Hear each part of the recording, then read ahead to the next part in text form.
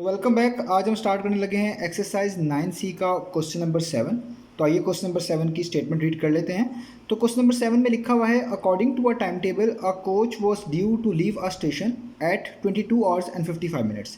तो एक time table के मुताबिक जो कि कोच फॉलो कर रहा है, तो कोच ने टाइम टेबल के मुताबिक जब स्टेशन को छोड़ना था तो वो छोड़ना था 22 आवर्स एंड 55 मिनट पे।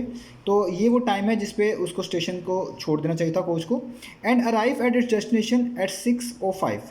और जिस टाइम पे वो डेस्टिनेशन पे पहुंचेंगे वो होगा टाइम 6 और एंड 5 मिनट्स। और द नेक्स्ट डे का मतलब है अगला दिन शुरू हो चुका होगा। यानी ये कोच है, तो टाइम टेबल के मुताबिक जब वो स्टेशन को छोड़ेंगे, लीव करेंगे, वो टाइम हमें यहाँ पे गिवन है, जिसको हम कह सकते हैं हमें उनका डिपार्चर टाइम गिवन है। तो वो है 22 आवर्स एंड 55 मिनट्स। और जो टाइम उनको जर्नी में लगेगा और जब वो पहुँचेंगे अपने डेस्टिनेशन पे, तो जो टाइम हो चुका है वो है 6 और 5 मिनट्स, ये भी हमें गिवन है। और ये द नेक्स्ट डे है। द नेक्स्ट डे का मतलब है अगले दिन 6:05 पे जो कोच है वो पहुंचेंगे अपनी डेस्टिनेशन पे। यानी हमें दो टाइम गिवन है कोच के, और वो गिवन है एक डिपार्चर टाइम जब वो स्टेशन को लीव करेंगे, और एक है उनका अराइवल टाइम जब वो अपने डेस्टिनेशन पे पहुंच जाएंगे। तो ये दोनों टाइम हमें गिवन है। अब हमने फाइंड क्या करके दिखाना है? फाइंड करके दिखाना है the time taken for the journey, यानी कितना टाइम लगेगा इस जर्नी को कंप्लीट करने में, इस जर्नी में जब वो 22 आवर्स एंड 55 मिनट पे स्टेशन को लीव करें और अगले दिन 6:05 पे यानी 6 और 5 मिनट्स पे वो पहुंच जाएं। तो कितना टाइम टोटल लगा जर्नी का, ये हमसे पूछा जा रहा है। और दूसरा, the time when the coach reached it's destination given that it reach 35 minutes before schedule. और हमसे ये भी पूछा जा रहा है कि वो टाइम भी बताएं कि अगर कोच अपनी डेस्टिनेशन पे पहुंच जाते हैं लेकिन given that it reach 35 minutes before, वो पहुंचते तो हैं लेकिन 35 मिनट्स जल्दी पहुंच जाते हैं, यानी कुछ देर अगर जल्दी पहुंच जाएं तो तब क्या टाइम होगा उनकी डेस्टिनेशन पे पहुंचने का जब वो वहाँ पे मौजूद होंगे, यानी अपनी डेस्टिनेशन को पहुंच चुके होंगे। तो ये दोनों चीज़ें फाइंड करनी है। तो सबसे पहले हमने फाइंड करनी है the time taken for the journey, कि अगर इतने पे लीव कर रहे हैं, डिपार्चर टाइम गिवन है एक तरह का और अराइवल टाइम भी गिवन है डेस्टिनेशन का, तो बताएं जर्नी टाइम किस तरह कैलकुलेट किया जाएगा। तो ये हमने बेसिकली हमने फाइंड करके दिखाना है। तो आइए स्टार्ट करते हैं। तो क्वेश्चन नंबर 7 का जो डाटा है मैंने यहाँ पे टाइमलाइन की सूरत में शो कर दिया है। इसको हम बोलते हैं बेसिकली टाइमलाइन। इस पर हम टाइम मेंशन करते हैं और ये टाइमलाइन हमें हेल्प करती है डिपार्चर टाइम निकालने में, अराइवल टाइम निकालने में और जर्नी टाइम निकालने में। तो इसका जो पहला एंड है इस पर हम लिखते हैं मोस्टली डिपार्चर टाइम। डी का मतलब है डिपार्चर टाइम, यानी वो टाइम जब कोच स्टेशन को लीव करेंगे। तो वो जो लीव करने वाला टाइम है वो गिवन है, वो है 22 आवर्स एंड 55 मिनट्स, मैंने यहाँ पे लिख दिया है। और वो टाइम जब कोच अपने डेस्टिनेशन को पहुँच चुके होंगे तो वो डेस्टिनेशन का जो टाइम है वो है 6 आवर्स एंड 5 मिनट। तो यहाँ पे मैंने वो भी लिख दिया है 6 आवर एंड 5 मिनट, और उसके नीचे लिख दिया है 80 यानी अराइवल टाइम, और आगे मेंशन कर दिया है ये नेक्स्ट डे होगा, यानी अगला दिन हो चुका होगा स्टार्ट।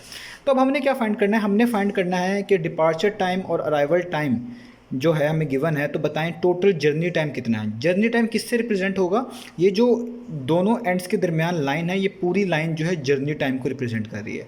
अगर आपको इन दोनों टाइम्स के दरमियान वाला टाइम पता चल जाए टोटल कितना है, तो वो बेसिकली इसका जर्नी टाइम ही होगा, कि जब डिपार्चर टाइम यानी जब लीव किया स्टेशन को और जब पहुँचे, तो इन दोनों टाइम्स के दरमियान जितना भी ये टाइम है लाइन के अंदर आएगा, ये सबका सब जर्नी टाइम ही कहलाएगा।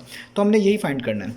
तो टाइमलाइन वाले मेथड के अंदर हम क्या करते हैं कि जो अगर हमें यहाँ पे जो भी गिवन होता है, लेट्स से हमारे पास यहाँ पे डिपार्चर टाइम गिवन है, तो हम इसके क्लोज कोई टाइम यहाँ पे फाइंड कर लेते हैं।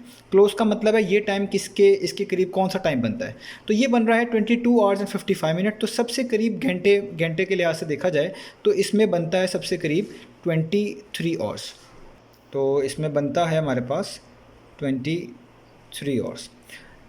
तो जो भी टाइम यहाँ पे हुआ करेगा उसके जो सबसे करीब घंटा या सबसे करीब टाइम यहाँ पे होगा वो आप यहाँ पे लिख लेंगे नियरेस्ट टाइम। तो 22 आवर्स एंड 55 मिनट का मतलब है कि ऑलमोस्ट 5 मिनट्स रह गए हैं 23 आवर्स होने में। तो मैंने इसलिए इन दोनों इस टाइम के करीब जो टाइम है वो यहाँ पे लिख लिया कि 23 आवर्स यहाँ पे कंप्लीट होते हैं।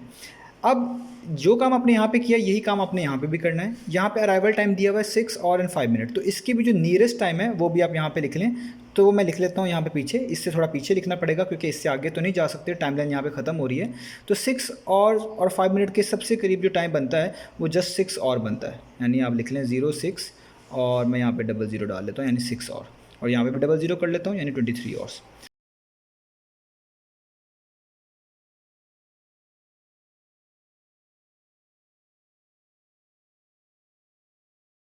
ही चाहिए, लेकिन इसको इस तरीके से ब्रेक करने का फ़ायदा ये होता है कि आपको इसकी कंप्यूटेशन आसान हो जाती है, इसको सॉल्व करना आसान हो जाता है। अब देखिए 23 और का मतलब है यहाँ पे कहीं करके टाइम रिफ़्रेश हो गया होगा, टाइम रिफ्रेश का मतलब है कि टाइम आपके पास 0 हो गया होगा। 0 का मतलब है नया दिन स्टार्ट हो चुका है और आगे आपके पास जो है टाइम यहाँ तक पहुँचा हुआ है। तो यहाँ पे मैंने खुद से गेस कर लिया है कि जी लेट से यहाँ पे जब 1 घंटा पूरा हुआ होगा तो यहाँ पे टाइम रिफ्रेश हो गया होगा, यानी एक तरह का मिडनाइट हो गया होगा और उसके बाद नया दिन स्टार्ट हो चुका होगा। हमने ये सारा टाइम बीच वाला जो है ये कैलकुलेट कर लेना है। तो बहुत सिंपल है, आप देखें यहाँ से लेकर यहाँ तक जो टाइम है इसमें कितना फ़र्क है। ये 22 आवर्स एंड 55 मिनट है और ये 23 आवर हो चुके हैं, यानी दोनों में सिर्फ 5 मिनट का डिफरेंस बनता है। तो मैं यहाँ पे लिख लेता हूँ 5 मिनट और यहाँ पे इस तरह लिख लेता हूँ। ठीक हो गया। यहाँ पे मैंने 0 मार्क किया, इसका मतलब यहाँ पे मिडनाइट हो चुका है, दिन तब्दील हो जाएगा, क्लॉक्स जो है रिफ़्रेश हो जाएंगे। तो 23 में कितना ऐड किया जाए कि क्लॉक रिफ़्रेश हो जाता है? क्लॉक रिफ़्रेश होता है 24 आवर पे, क्योंकि 24 और क्लॉक में यहाँ पे टाइम लिखा हुआ है। तो इसका मतलब है यहाँ पे जो टाइम है वो बेसिकली 60 मिनट्स हैं, या आप कह लें 1 आवर है। लेट से मैं यहाँ पर लिख लेता हूँ 1 आवर। 1 आवर का मतलब है 60 मिनट्स, या सिंपल 1 आवर लिख लें। और यहाँ से लेकर यहाँ तक का भी टाइम हमें पता होना चाहिए। तो यहाँ पे अगर टाइम रिफ़्रेश हुआ है तो एक तरह का यहाँ पे 0 हो चुका है, तो ये टोटल घंटे बनते हैं 6। ऐसी बात है, ये कितने घंटे बनते हैं? ये बनते हैं 6 और, क्योंकि 12 से अगर आप काउंट कर लें एक तरह का सोच के, या 24 से काउंट कर लें तो 24 से 6 तक में 6 और बनते हैं। और यहाँ तक जो ये दोनों का डिफरेंस है, यहाँ पे 5 मिनट आगे हैं, यहाँ पे 5 मिनट पीछे हैं, तो इन दोनों में भी जो फ़र्क है वो जस्ट 5 मिनट्स का ही है। ठीक है, हमने बस इस सारे टाइम को ऐड कर लेना है। तो ये टाइम कितना बनता है, पहले आवर्स लिखते हूँ, ये लिखा हुआ है यहाँ पे, मैं यहाँ पे हेडिंग भी डाल लेता हूँ कि time taken for the journey. तो जर्नी में जो टाइम लगा है वो बेसिकली इन सब टाइम को प्लस करने के बाद हमें मिल जाएगा। तो पहले मैं आवर्स लिख रहा हूँ, वो है 6 आवर्स प्लस 1 आवर, और इसमें प्लस करने पड़ेंगे कुछ मिनट्स। तो एक यहाँ पे 5 मिनट्स लिखे हुए हैं और एक यहाँ पे 5 मिनट्स लिखे हुए हैं। तो यहाँ पे मैं लिख लेता हूँ 5 मिनट्स, और एक ये वाले भी 5 मिनट्स और एक ये वाले, तो यानी 2 बार 5 मिनट्स लिख देता हूँ। ये जस्ट मैंने आपको शो करने के लिए यहाँ पे लिखा है, वरना इसको इस तरह लिखने की ज़रूरत नहीं है। ये जस्ट आपको समझाने के लिए आसानी हो इसलिए मैंने इसको लिख दिया है। अदरवाइज़ आप एक जैसे यूनिट्स अलग अलग करके लिखें तो ज़्यादा बेहतर है। तो 6 और प्लस 1 और कितने हो जाएंगे? 7 और 5 प्लस 5 कितने हो जाएंगे? 10, यानी 10 मिनट। तो अगर मैं इसको लिख लूँ तो जर्नी टाइम बनेगा 7 और 10 मिनट। तो ये वो टाइम है जो कि लगा है कोच को जर्नी का। तो हमने क्या किया है, सिर्फ डिपार्चर टाइम और अराइवल टाइम को इस तरह ब्रेक किया है कि उसके दरमियान जितना भी टाइम है उसको हम इजीली कंप्यूट कर लें। अगर आप किसी भी वे से इन दोनों टाइम के दरमियान का जो गैप है वो फाइंड कर लेते हैं तो वही उसका जर्नी टाइम कहलाएगा। तो मैंने जो जिस वे से मैंने फाइंड किया वो ये है कि डिपार्चर टाइम का जो नियरेस्ट टाइम था वो भी लिख लिया, अराइवल टाइम के जो नियरेस्ट टाइम था वो भी लिख लिया। तो इनमें जो मैंने गैप बनाए उन सबको मैंने ऐड कर लिया, तो मेरे पास टोटल टाइम आ चुका है वो है 7 और 10 मिनट्स। और ये वो टाइम है जो कि लगा है जर्नी में। अब देखते हैं इसका पार्ट नंबर 2। तो पार्ट नंबर 2 में हमने ये बताना है कि अगर कोच जो डिपार्चर टाइम उसको लगा है वो है 6 और 5 मिनट, उससे 35 मिनट्स पहले पहुंच जाते हैं। कितना मिनट्स पहले? 35 मिनट्स पहले पहुंच जाते हैं। तो बताएं वो टाइम क्या हो रहा होगा जब वो 35 मिनट्स पहले पहुंच जाएंगे अपने डेस्टिनेशन पे। तो उसका आंसर हमें इस टाइमलाइन से ही मिल जाएगा जो भी हमने पार्ट नंबर 1 में यूज़ की है। तो ये वो टाइम है जो कि डिपार्चर टाइम है, यानी 6 और 5 मिनट पे बेसिकली वो पहुँचे हैं। तो मैं यहाँ पर डिपार्चर टाइम ऐसे लिख देता हूँ दोबारा से कि जो एक्चुअल डिपार्चर टाइम हमें गिवन है वो बेसिकली है हमारे पास 6 आवर्स एंड 5 मिनट्स। ठीक है, 6 आवर्स एंड 5 मिनट। तो हमने ये बताना है कि इस टाइम से अगर 35 मिनट्स पहले वो पहुंच जाते हैं तो वो टाइम क्या होगा। सिंपल सी बात है, हमने इस टाइम में से 35 मिनट्स रिड्यूस कर देने हैं।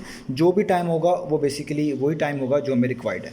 तो उसको रिड्यूस करने का एक तरीका तो ये है कि आप इसको अपने मेंटली इसको सॉल्व करने बता दें कि कितने 35 मिनट्स कम करें तो ये बनता है टाइम, या फिर यहाँ टाइमलाइन की मदद से भी आप बता सकते हैं। तो अगर आप देखें कि ये है, हमने इस टाइम से पीछे जाना है 35 मिनट्स, तो इस टाइम से 5 मिनट पीछे क्या टाइम हो रहा है? वो 6 बज रहे हैं, 6 o'clock हो रहा है। मैं यहाँ पे लिखता हूँ कि 5 मिनट बिफोर जो है डिपार्चर टाइम, dt का मतलब है डिपार्चर टाइम, जो टाइम हो रहा है वो हो रहा है 6 o'clock। ठीक है, हमें कितना टाइम चाहिए टोटल? 35 minutes before. मैं भी कितने आ चुका हूँ? 5 मिनट बिफोर आ चुका हूँ, यानी 35 में से मैं 5 मिनट बिफोर तो आ चुका हूँ। तो जस्ट कितने मिनट्स मुझे और पीछे मूव करना है? वो है 30 मिनट्स और मूव करना है। तो 5 मिनट्स बिफोर तो कर चुका हूँ, वो कितना है? 6 और। तो अगर मैं इसी टाइम में से 30 मिनट्स और पीछे चले जाऊँ तो वो टोटल कितने मिनट्स बन जाएंगे? 35 मिनट्स, क्योंकि 5 मिनट तो मैं पहले ही पहुँच चुका हूँ 6 बजे पर। 6 बजने के बाद अब मैं 30 मिनट्स और कम कर दूँ उसमें से, तो टोटल मिनट्स कितने मैंने कम कर दिए? वो कर दिए 35 मिनट्स। तो मैं यहाँ पे लिखूँगा 30 मिनट बिफोर, अगर मैं कर दूँ किस टाइम में से, इस टाइम में से, तो बेसिकली क्या बनेगा, इस टाइम से आप 30 मिनट्स रिड्यूस और कर दें तो वो बनेगा बेसिकली 5:30, यानी वो जो टाइम एक्चुअल बनता है 35 मिनट्स पहले पहुंचने वाला, वो बनता है 5 आवर्स और 30 मिनट्स। तो मैंने क्या किया, इसी टाइम को मैंने दो फेज़ में, 2 स्टेप में सॉल्व किया।